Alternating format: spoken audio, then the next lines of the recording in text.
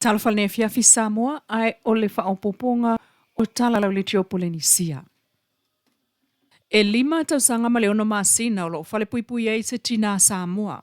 I me le pone i au se talia ina ua uma ona laulawina e le matagaluega e vaia le saoga lemu ma ia tatau o fanauiti e i lalo mai o le 18 tausaga le matua ni faiga faasolitulafono na faia e lenei tina Samoa i ona alo na faatea pe na vaetama atu i Samoa.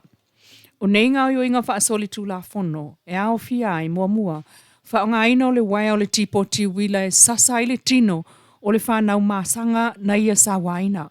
Lua, o le tuu wha malosi o tau mawha, i fofonga o whanau e to lua i e ui ina whetangisi e le o fia ai ma whaaswati mai tulau.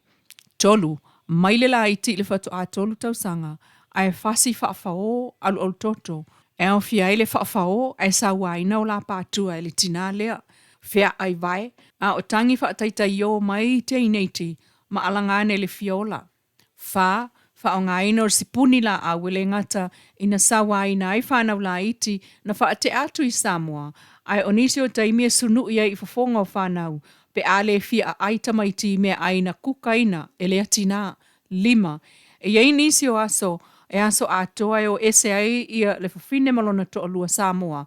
E o e inu ava, poka masini, ma pinko, e whao ngā ai tupe a tamaiti e se fulu tasi, o le la whanau lea na la whanaua, ma le to a wha e whao popo i le se fulu tasi na wha te atu i Samoa nei. O nisi o sa wanga na wha maonia, e le unga ale wha amsinonga, a ova le ona ale neitina, ona tatae leo le whangupia po o se whangu waina na inu. Ai wala au le maasanga na whaate atu i Samoa. E tele noa sa itulou.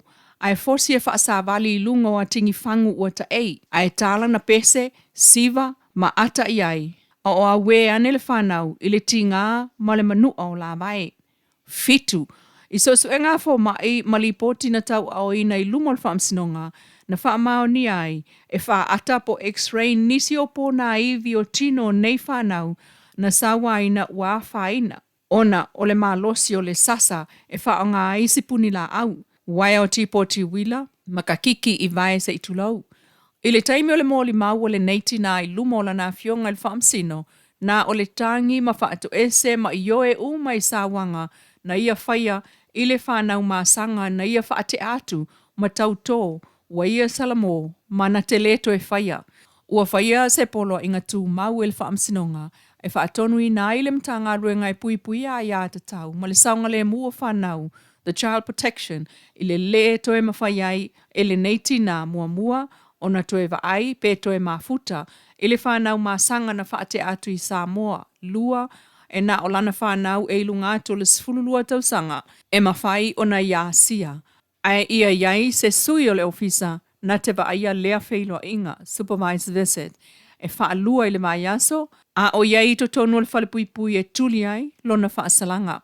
Ile toe o ane ai o le mta upule nei i lumo le whaamsinonga apili, the Appeals Tribunal, na talo sanga i le lo i altina Samoa o lo whalepui, ina ia toe tuu se awanoa i le neitina, e ala ilana sitiseni New Zealand, ua whaalea o ngā ina, e tu sa mālo tu la fono a ausetalia, ua iai nei e ovaloa ma le se fululua māsina e whalepui ai se tangata, e le i sitiseni Australia, e whaalea o ngā ina lo na visa na ulu whale atua i Australia, a toa ai ma le toe tipoti i lo nā tunu, na ulu ai ulu whale atua i Australia. Mai o lo Italia ai nei sei unga ale whaamasinonga apili. E tātou tala tuli loa e malamane le tai au o lo iai lava loli iana la vivea i le awala kolo si umu. Peitai o le tala mai le ainga o le tama ua maliu, le fionga muli anga si waa, o sala i lua i sa vai.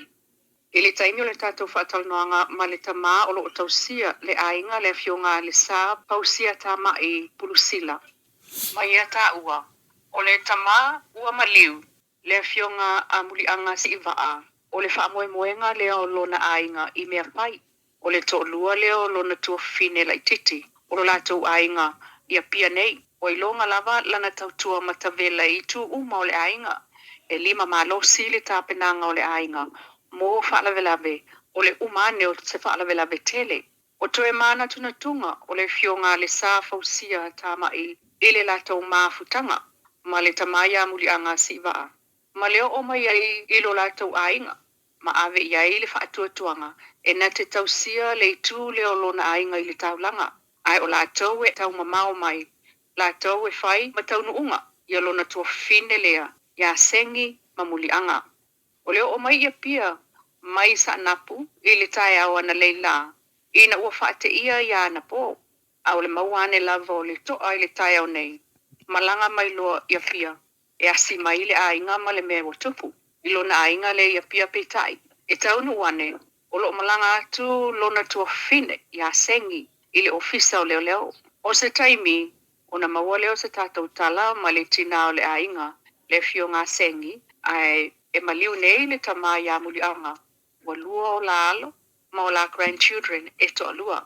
Sao no le tama ia le sa e le whaingo fie le malanga whaafosei, o le fio ngā muli anga, ai tu ua le ainga.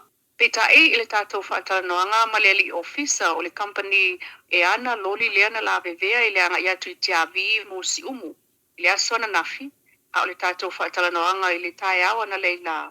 Ua ta pena i fo i lato, mo le avesea mai leo ta vale, i le aso.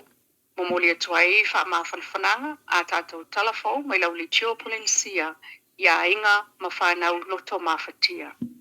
Ewa si mai le whafonga, i se isi vaenga o le tātou tala lava le nei, i le whaalawe mtautia, lena tupu mai a isi umu.